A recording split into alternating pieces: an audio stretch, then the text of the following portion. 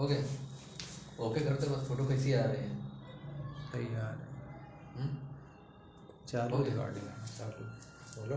Hello guys, कैसे हो? मैं आज का कुछ तड़कता धड़कता थोड़ा सा सोना बाबू को साइड में रखते हुए कुछ पढ़ लेते हैं। आज हम स्टार्ट करने जा रहे हैं इंडियन पॉलिटी का, जो भारत की राज्य व्यवस्था है उसका जो चैप्टर में एक है नेशनल इन्वेस्टिगेशन एजेंसी।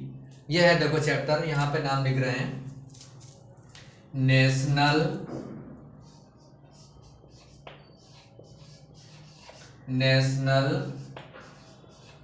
इन्वेस्टिगेशन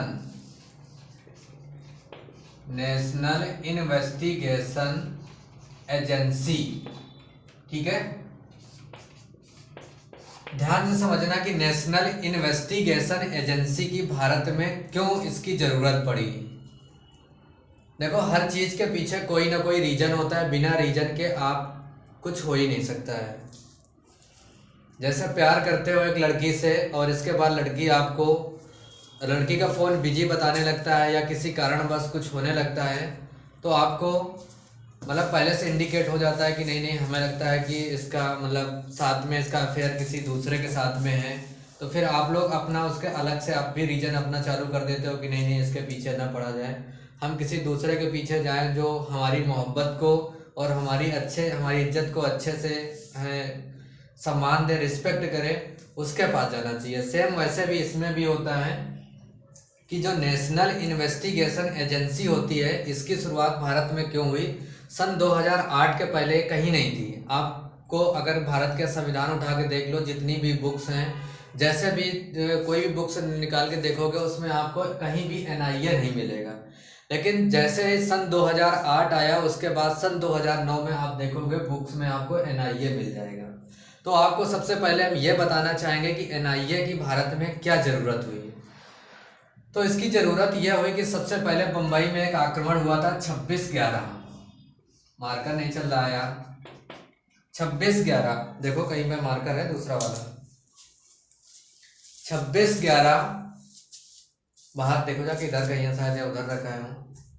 26/11 एक जो बम्बई में आक्रमण हुआ था, आतंकवादी आक्रमण हुआ था, जिसमें एक होटल था, उसको आतंकवादियों ने निशाना बना के बहुत सारी हम लोगों की बहुत सारी प्रॉपर्टी को डैमेज किया था।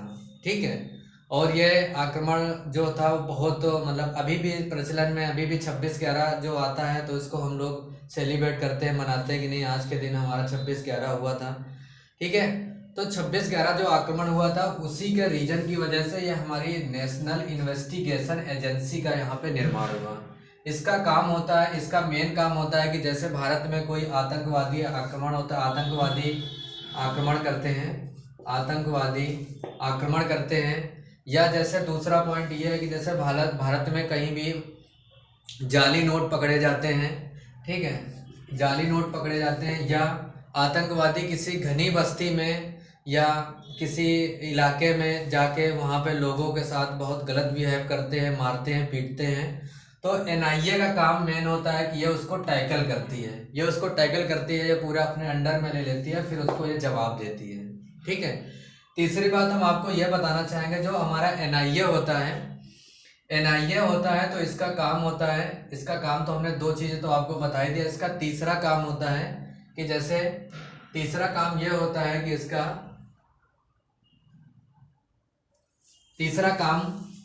इसका जो मुख्यालय है, तीसरा पॉइंट है, इसका जो मुख्यालय है वो कहाँ पे? दिल्ली पे है।